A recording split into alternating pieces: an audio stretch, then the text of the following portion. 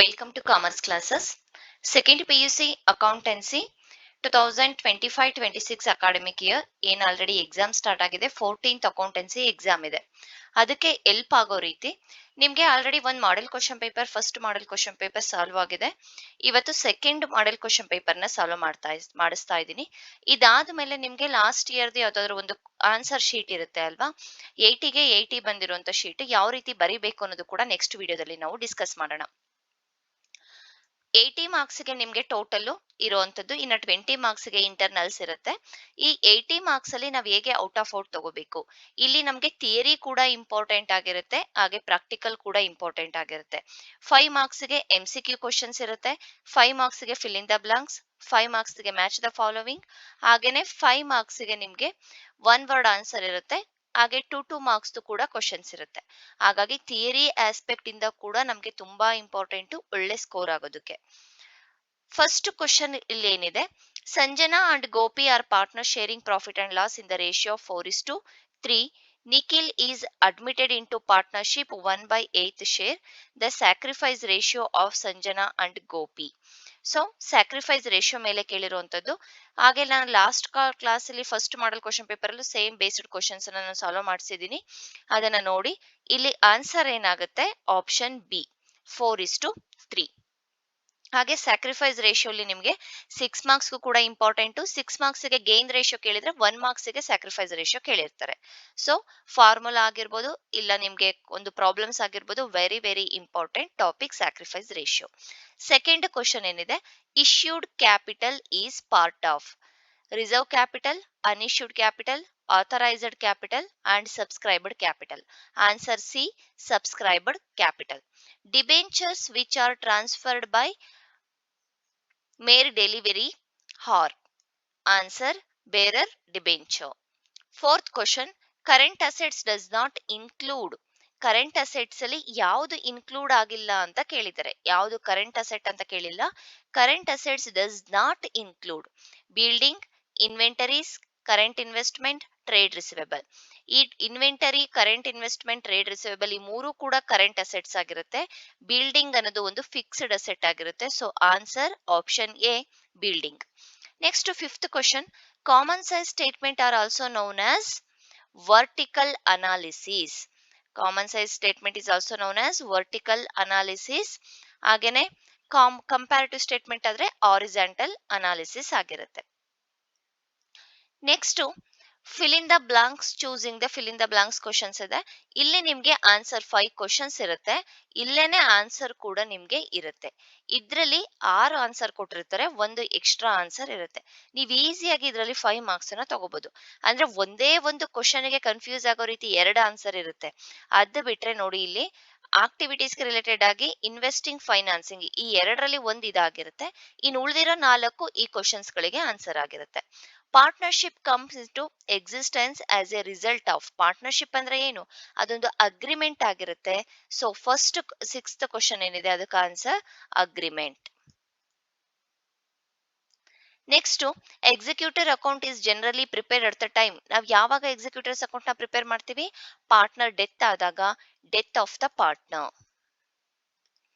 On dissolution of a firm, partners loan account is transfer to dash.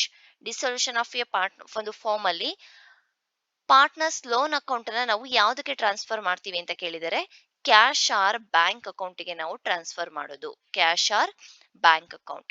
Quick ratio is also known as quick ratio is also known as liquid ratio. Next question, 10th one, dash activities related to purchase and sale of fixed assets. ಒಂದು purchase, fixed assets ಅನ್ನ purchase ಮಾಡೋದು ಅಥವಾ sale ಮಾಡೋದಕ್ಕೆ ಯಾವ activity related ಆಗಿದೆ. Investing activity, financing activity ಈ ಎರಡರಲ್ಲಿ first ಒಂದು ಫಿಕ್ಸ್ಡ್ ಅಸೆಟ್ಸ್ ಗೆ ರಿಲೇಟೆಡ್ ಆಗಿ ಇನ್ವೆಸ್ಟ್ ಮಾಡೋದು ಅಂತ ನಾವು ಹೇಳ್ತೀವಿ, ಇನ್ವೆಸ್ಟಿಂಗ್ ಆಕ್ಟಿವಿಟಿ.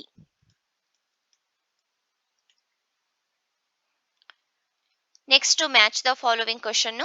ಆನ್ಸರ್ ಇದೆ fixed capital method. Answer 3, partners capital and current accounts. Gained share, new share minus old share. Sacrifice ಕೊಟ್ಟಿದ್ರೆ whole share minus new share ಆಗ್ತಾ ಇತ್ತು.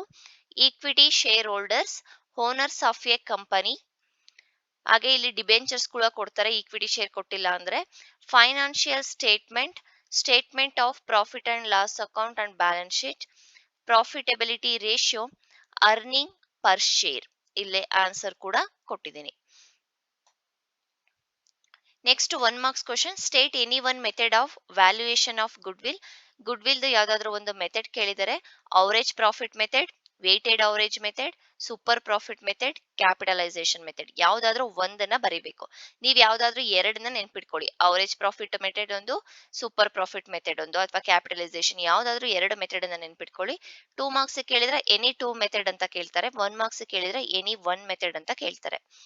Court can order firm to be dissolved when partners become insane.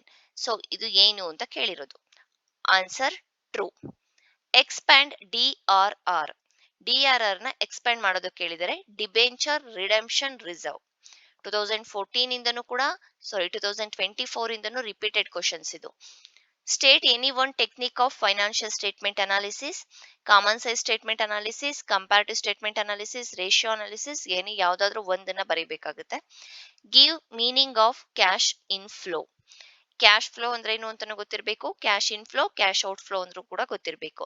Cash inflow refers to the movement of cash and cash equivalents into business increasing its liquid resources. Next 2 marks question. Define partnership. ಒಂದು partnership ನ meaning ಕೇಳಿದ್ರೆ ನೀವಲ್ಲಿ define ಕೂಡ ಮಾಡಬಹುದು, partnership meaning ಕೂಡ ಬರಿಬಹುದು, ನಿಮ್ own ಆಗಿ ಬರಿಬಹುದು. But partnership define ಅಂತ ಡೆಫಿನೇಷನ್ ಕೇಳಿದರೆ ಅಂದ್ರೆ ಡೆಫಿನೇಷನ್ ಏನಿರುತ್ತೆ ನಾವು ಯಥಾವತ್ತಾಗಿ ಅಂದ್ರೆ ಆಸ್ ಇಟ್ ಈಸ್ ಅದನ್ನೇ ಬರಿಬೇಕಾಗತ್ತೆ. According to section 4 Indian partnership act 1932, partnership is the relationship between two or more persons who have agreed to the shares profit of a business carried on by all or any one them acting for all. Goodwill of the firm valued at 2 years. ಒಂದು goodwill of the firm value ಎಷ್ಟಿದೆ? 2 years ಇದೆ. Purchase of average profit for the last 4 years to average profit ಕೊಟ್ಟಿದ್ದಾರೆ. Total profit of 4 years 60,000. Total profit 60,000 ಇದೆ.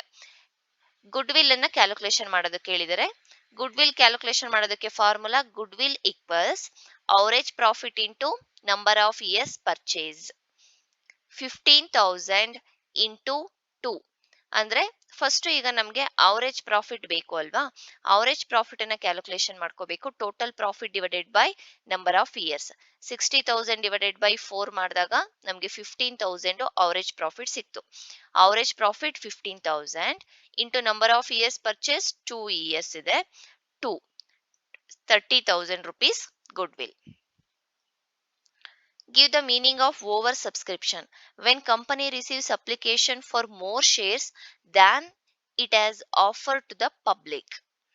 Over subscription, under subscription, ಇದು ಕೂಡ ನೋಡ್ಕೋಬೇಕಾಗುತ್ತೆ. State any 2 items are shown under head of current liability. ನಾವು ಲಯಬಿಲಿಟಿಲಿ ಏನೊಂದು current liability ಹಾಗೆ current ಲಯಬಿಲಿಟಿಲಿ ಯಾವ್ಯಾವ್ದು head ಬರುತ್ತೆ, main head ಅಂತ ಕೇಳಿದರೆ ಟ್ರೇಡ್ಸ್ ಪೇಯಬಲ್. ಕರೆಂಟ್ ಲಯಬಿಲಿಟಿ ಒಳಗಡೆ ಯಾವ್ದು ಬರುತ್ತೆ? ಟ್ರೇಡ್ಸ್ ಪೇಯಬಲ್ ಬರುತ್ತೆ. Short term borrowings and short term provisions. Right any 2 example for financing activity. ನೀವಿಲ್ಲಿ ಫೈನಾನ್ಸಿಂಗ್ ಆಕ್ಟಿವಿಟೀಸ್ ಒಂದಿಷ್ಟು 2 ಎಕ್ಸಾಂಪಲ್ಸ್, ಇನ್ವೆಸ್ಟಿಂಗ್ ಆಕ್ಟಿವಿಟಿಗೆ 2 ಎಕ್ಸಾಂಪಲ್ಸ್ ನ ನೋಡ್ಕೊಳ್ಳೇಬೇಕಾಗುತ್ತೆ, ಹಾಗೆ ಆಪರೇಟಿಂಗ್ ಆಕ್ಟಿವಿಟಿ ಕೂಡ.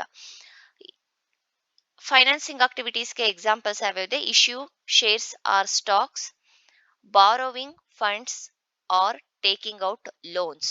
ಹಾಗೆ ನೆಕ್ಸ್ಟ್ ನೀವು ಇನ್ವೆಸ್ಟಿಂಗ್ ಆಕ್ಟಿವಿಟೀಸ್ಗೂ ಕೂಡ ನೋಡ್ಕೋಬೇಕು ಎಕ್ಸಾಂಪಲ್ಸ್. ಇದಿಷ್ಟು ನಿಮ್ಗೆ ಥಿಯರಿ ಕ್ವಶನ್ಸ್ ಇರೋಂಥದ್ದು. ಟೋಟಲ್ 26 ಮಾರ್ಕ್ಸ್ಗೆ ನಿಮ್ಗೆ ಥಿಯರಿ ಇರುತ್ತೆ. ಓಕೆ, 6 ಮಾರ್ಕ್ಸ್ ಈ 2 ಮಾರ್ಕ್ಸ್ ಕ್ವಶನ್ ಇರುತ್ತೆ. ಇನ್ನ ರಿಮೈನಿಂಗ್ ನಿಮ್ಗೆ ಪ್ರಾಕ್ಟಿಕಲ್ ಕ್ವಶನ್ಸ್ ಇರುವಂತದ್ದು.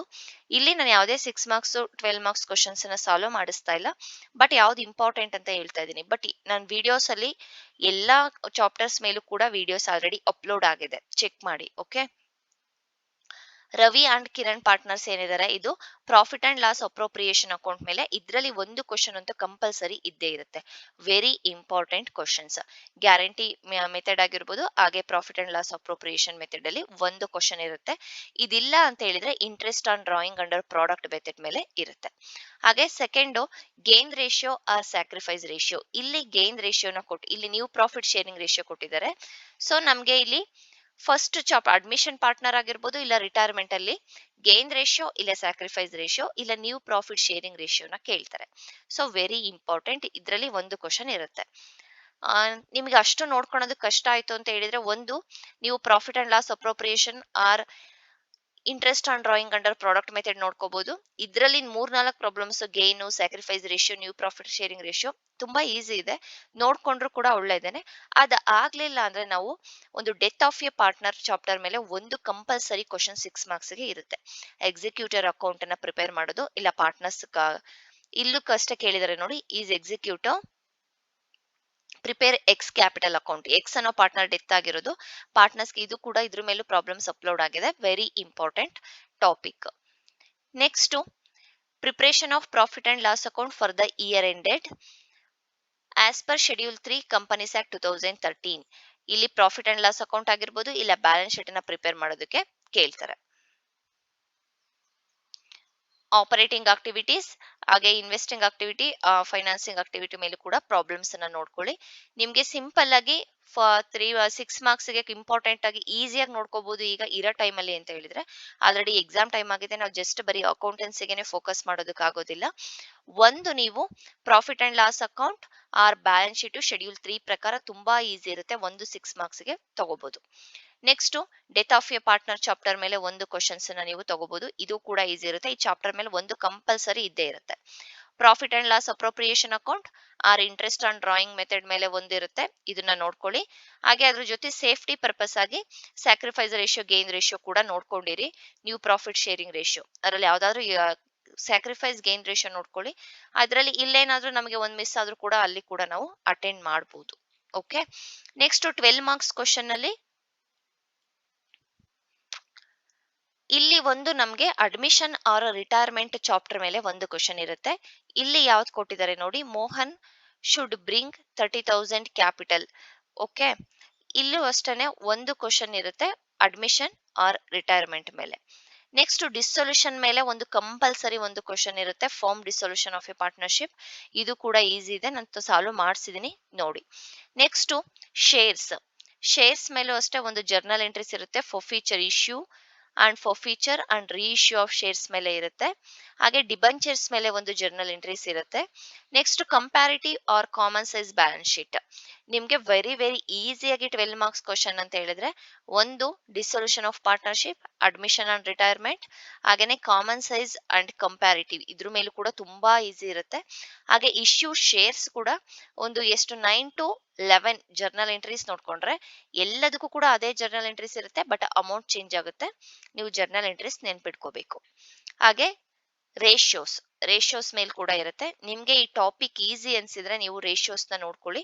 ಅದರ್ವೈಸ್ ನಿಮ್ಗೆ ಬೇರೆ ಜಸ್ಟ್ 3 ಕ್ವಶನ್ಸ್ ಅನ್ನ ಅಟೆಂಡ್ ಮಾಡೋದ್ರಿಂದ ನಾವು ಬೇರೆ ಕ್ವಶನ್ಸ್ ನ ಕೂಡ ಫೋಕಸ್ ಮಾಡಬಹುದು. ಓಕೆ, ಇಲ್ಲಿ 12 ಮಾರ್ಕ್ಸ್ ಗೆ ನಿಮ್ಗೆ ಜಸ್ಟ್ 3 ಕ್ವಶನ್ಸ್ ಅನ್ನ ಅಟೆಂಡ್ ಮಾಡಬೇಕು. ಒಂದು ಅಡ್ಮಿಷನ್ ಆರ್ ರಿಟೈರ್ಮೆಂಟ್ ಮೇಲೆ ಒಂದು ಕ್ವಶನ್ ನೋಡ್ಕೊಳ್ಳಿ, ಡಿಸೊಲ್ಯೂಷನ್ ಮೇಲೆ ಒಂದು, ಹಾಗೆ ಇಶ್ಯೂ ಆಫ್ ಶೇರ್ಸ್ ಮೇಲೆ ಒಂದು, common size or comparative balance sheet or profit and loss account ಮೇಲೆ ಒಂದು. ಇವು 4 ಕೂಡ ನೋಡ್ಕೊಂಡ್ರೆ ಯಾವ್ದಾದ್ರು 3 ಕ್ವಶನ್ಸ್ ನ ಈಸಿಯಾಗಿ ಅಟೆಂಡ್ ಮಾಡಬಹುದು. Okay, thank you.